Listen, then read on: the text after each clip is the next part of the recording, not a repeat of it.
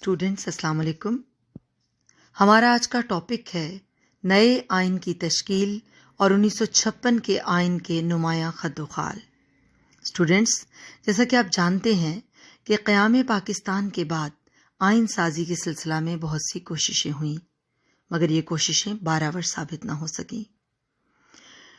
بالآخر چودھری محمد علی نے دوسری دستور ساز اسمبلی کی نگرانی میں نئے آئین کا ایک ایسا فارمولہ تیار کر لیا جو پاکستان کے مختلف سیاسی گروہوں اور صوبوں کے لیے قابل قبول ٹھہرا. نئے آئین کا مسودہ 9 جنوری 1956 کو اسمبلی میں پیش کیا گیا. گورنر جنرل نے اس کی حتمی منظوری دی اور اس آئین کو 23 مارچ 1956 کو ملک میں نافذ کر دیا گیا. بچوں، اس آئین کے نمایاں خد و خال کچھ ایسے تھے کہ یہ ایک اسلامی طرز کا آئین تھا. یہ ایک ریٹن کانسٹیٹیوشن تھا. اس میں فیڈرل فارم آف گورنمنٹ کی حمایت کی گئی تھی. طریقہ ترمیم آسان اور سہل رکھا گیا تھا. اس لحاظ سے یہ ایک لچکدار آئین تھا. یہ پارلیمنٹری فارم آف گورنمنٹ کا حامل تھا، یعنی اس میں پارلیمانی طرز حکومت کے قیام کی حمایت کی گئی تھی. اس میں پارلیمنٹ کا ایک ہی ایوان تھا. عدلیہ کو آزاد رکھا گیا تھا اور آئین میں بنیادی انسانی حقوق کی ضمانت دی گئی تھی.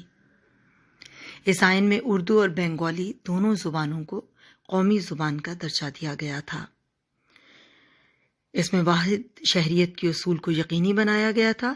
اس کے علاوہ حکمت عملی کے کچھ رہنما اصول تحریر کیے گئے تھے اور یہ کہا گیا تھا کہ ان اصولوں پر عمل کرنے کی کوشش کی جائے گی. اس آئین میں توازن کا اصول رکھا گیا تھا، یعنی حکومت کے تینوں شعبوں کے اختیارات کے درمیان توازن کو قائم رکھنے کی کوشش کی گئی تھی. اور آخری یہ کہ اس آئین کے تحت بعض آئینی اداروں کا قیام عمل میں لایا گیا تھا. تو اسٹوڈنٹس، اب ان پوائنٹس کی تفصیل بیان کروں گی.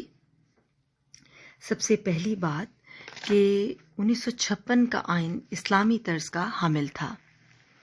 چنانچہ اس میں پاکستان کا نام اسلامی جمہوریہ پاکستان رکھا گیا تھا.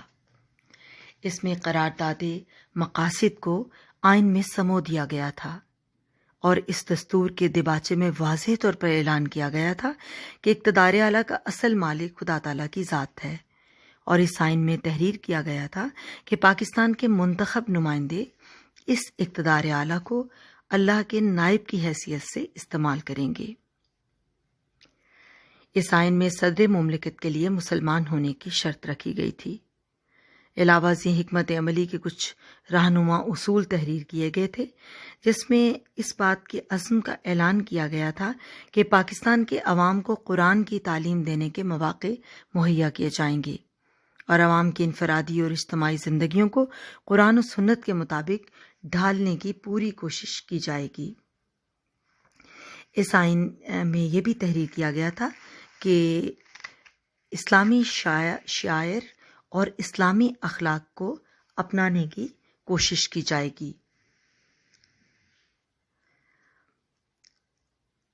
اسٹوڈنٹس، اس آئین کا دوسرا اصول یہ تھا کہ یہ ایک تحریری آئین تھا. ایک ایسا آئین جو ریٹن فارم میں تھا اور 234 دفعات پر مشتمل تھا. اس کے 13 ابواب تھے اور 6 گوشواروں پر مشتمل تھا. یہ آئین ایک فیڈرل طرز کا آئین تھا، یعنی فیڈرل کانسٹیٹیوشن تھا. اس آئین کے تحت یہ طے پایا کہ پاکستان کو ایک وفاقی ریاست کی حیثیت حاصل ہوگی. وفاق ایک مرکز اور 2 صوبوں، مشرقی اور مغربی پاکستان پر مشتمل ہوگا. وفاقی نظام میں مرکز اور صوبوں کے مابین اختیارات کو متوازن طور پر تقسیم کر دیا گیا اور آئین کے تحت مرکز اور صوبے اپنے اپنے دائرہ اختیارات کو استعمال کرتے ہیں. 1956 کے آئین کے تحت اختیارات کے حوالے سے 3 فہرستیں بنائی گئیں.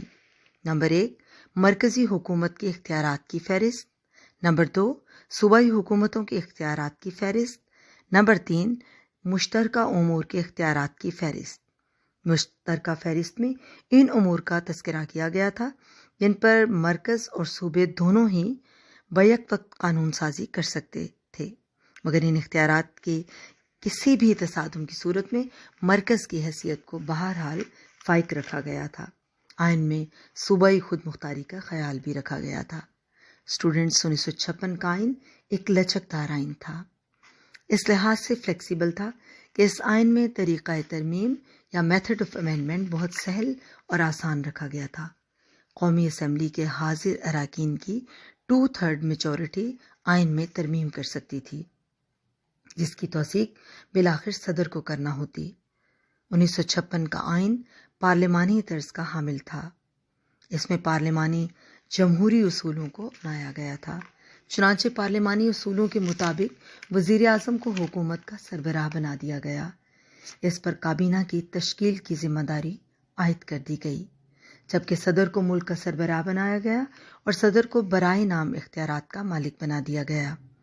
پارلیمانی اصولوں کے عین مطابق کابینہ قومی اسمبلی کے سامنے جواب دہ تھی۔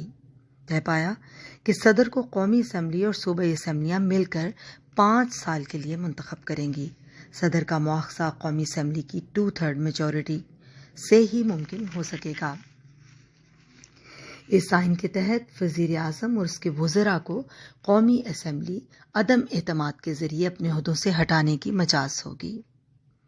اسٹوڈنٹس، 1956 کے آئین کی دوسری خصوصیات نیکسٹ لیکچر میں بیان کی جائیں گی۔